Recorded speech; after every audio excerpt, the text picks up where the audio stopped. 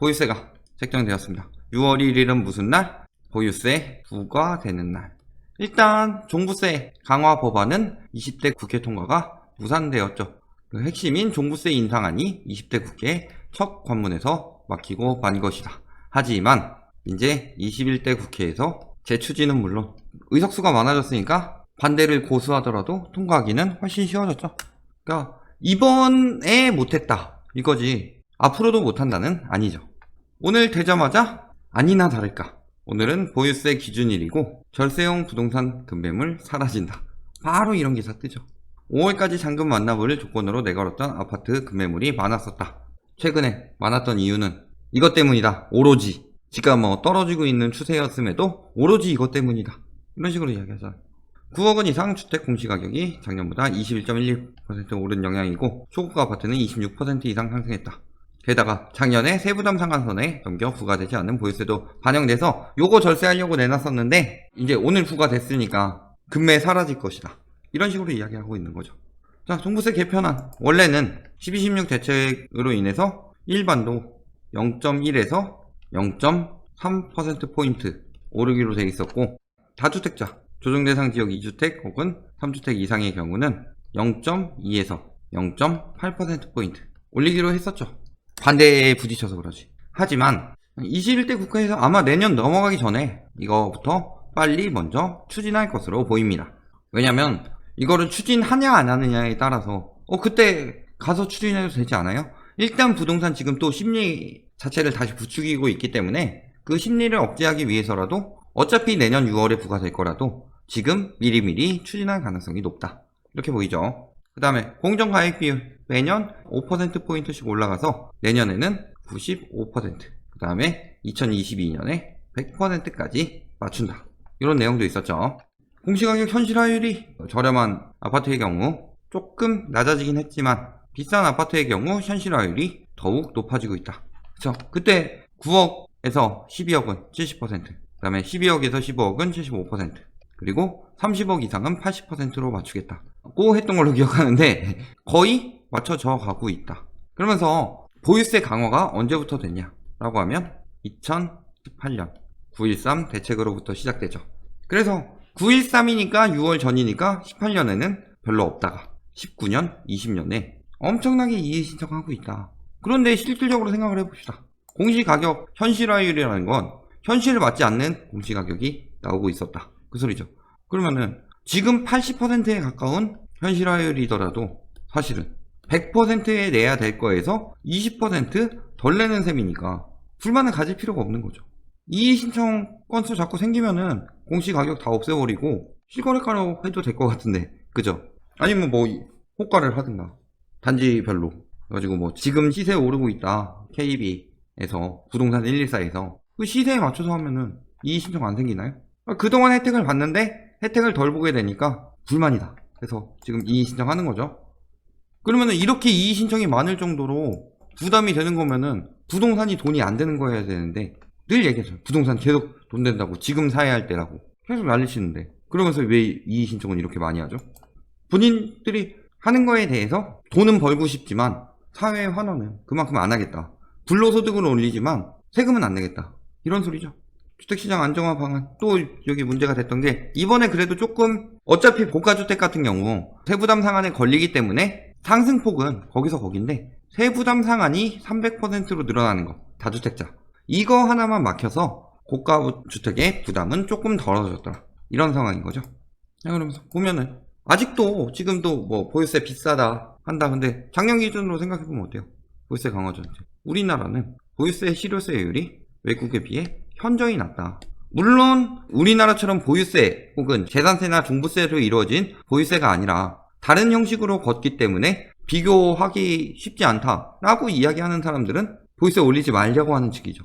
실효세율이란 게 뭐예요? 가지고 있는데 연간 얼마 정도 나가냐.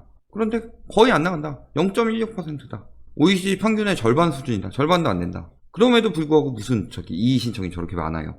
그래서 뭐라 그래요?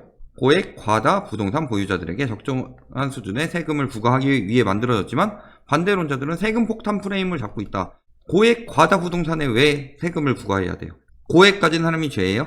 아니면 과다 부동산 가진 사람이 죄예요? 죄죠. 왜? 고액 같은 경우는 어쩌다 보니 그렇게 됐다라고 빠져나갈 때는 있지만 실질적으로 고액 부동산을 만든 거 가격 띄우려고 지금 똘똘한 한 채 프레임 잡아서 당시 강남 3구 또는 4구부터 마용성 이런 형식으로 고액 부동산은 계속 오른다 이런 프레임 잡으니까 2금융 3금융까지 다 끌어다가 영끌해서 대출 받아서 사고 더 올려서 다음 사람에게 부담 떠넘기고 팔면은 내가 남는 거다 이런 프레임으로 잡고 간 거잖아요. 과다 부동산 보유자도 뭐예요? 예를 들어 수요 공급에 따지면은 2억 정도에 형성되었어야 할 가격이었다고 칠 때 여기서 한 100채가 있었는데 이 중에서 다주택자들이 한 50채 가져가 버리니까 공급 부족 프레임 일어나면서 가격이 뛴다. 그걸 가지고 본인들은 사서 비싸게 팔고 빠진다. 죄죠. 의식주 가지고 장난치는 건데.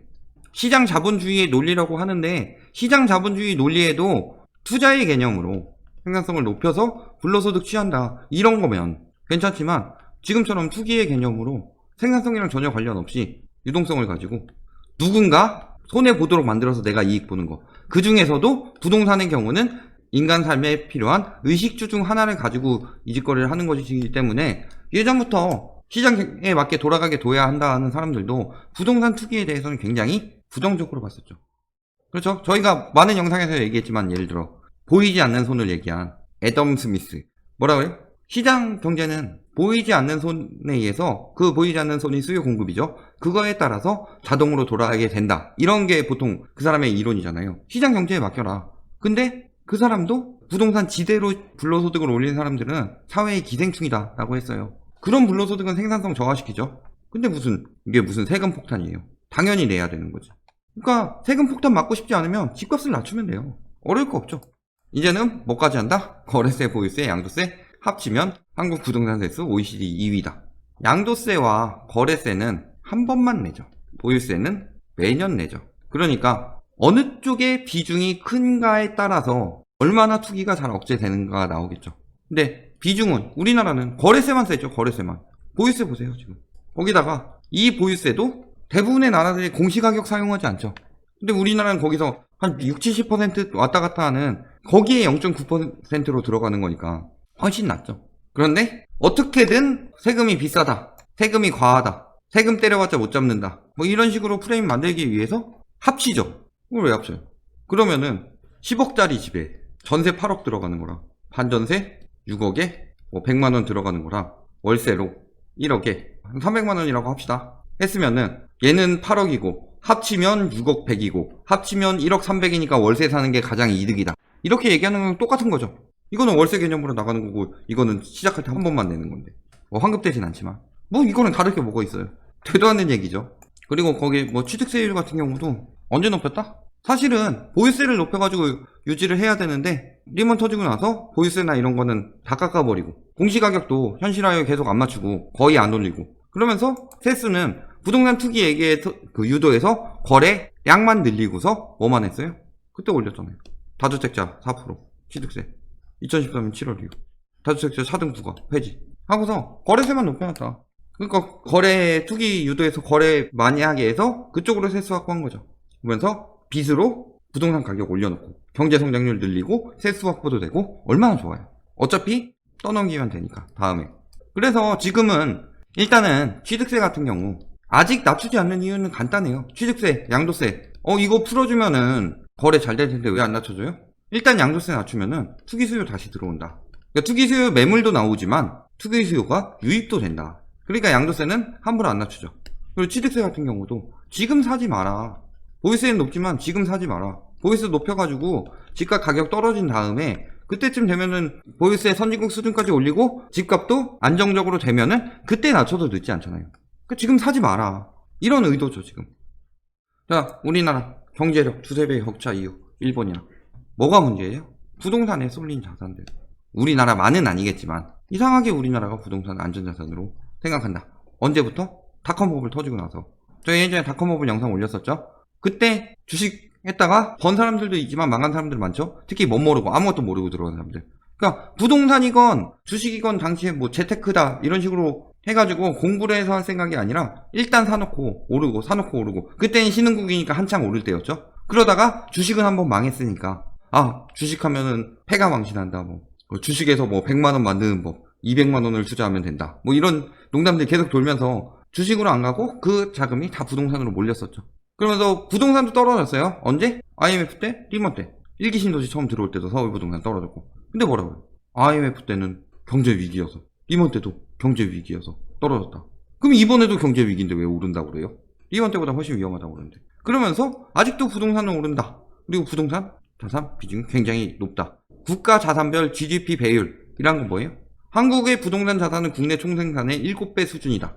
다른 나라들보다 높다. 아니 자꾸 PIR 가지고 하는 얘기했는데 PIR 기준은 뭐 또 다르니까 또 다른 지표도 나왔죠. 총 GDP에 우리나라가 7배다. 부동산이 너무 비싸다는 소리죠. 그때 뭐 중국인들 들어가서 엄청 올랐다는 캐나다도 3.9배.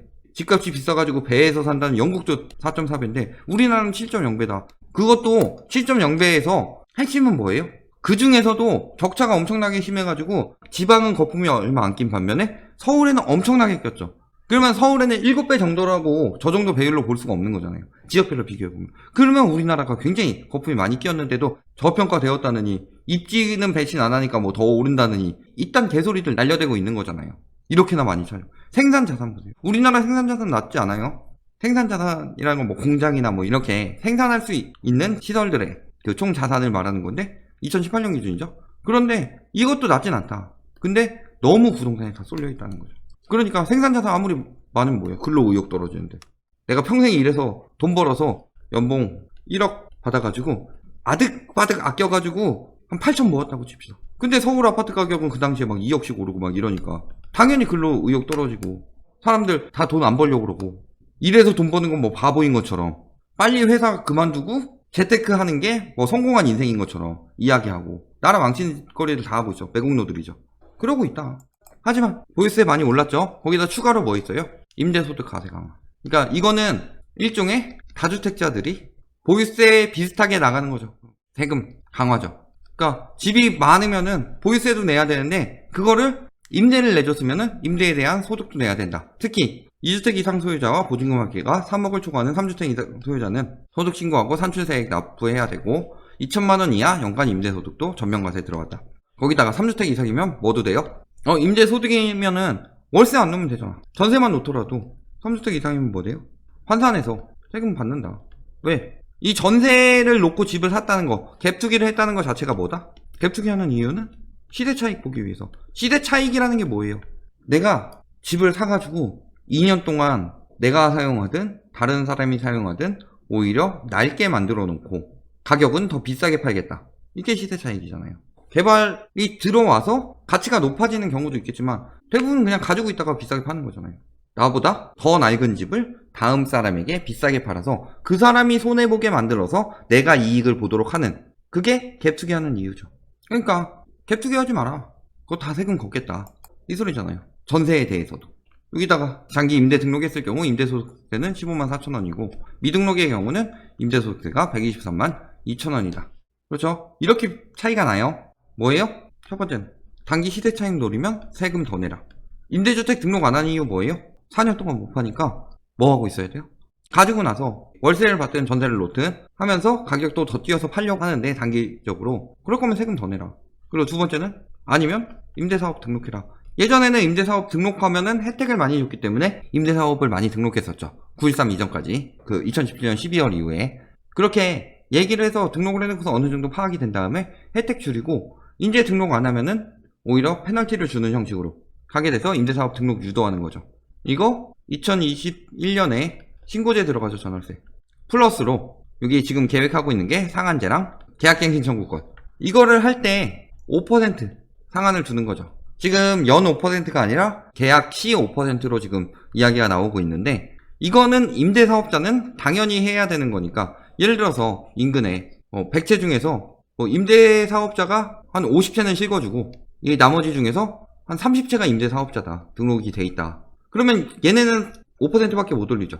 그러면은 나머지 20채는 임대사업 등록 안 했더라도 지금 얘기 나오는 거 있잖아요. 전월세 상한제랑 계약갱신 청구권 나오기 전에 전세가 띄운다. 얘네가 띄울 수가 없는데 얘네가 아무리 띄워봤자 띄워져요? 여기로 가지 다. 세입자들이. 그러니까 90년대 1년에서 2년으로 늘렸을 때는 그거는 상관없잖아요. 그 당시에는 저런 제도 자체가 없었으니까. 근데 똑같이 생각하는 것 자체가 둘 중에 하나죠. 전문가라고 할 정도의 실력이 없는 사람이거나 아니면은 자신의 이익을 위해서 그 부분을 숨기고 거짓말하는 것이거나 둘 중에 하나죠.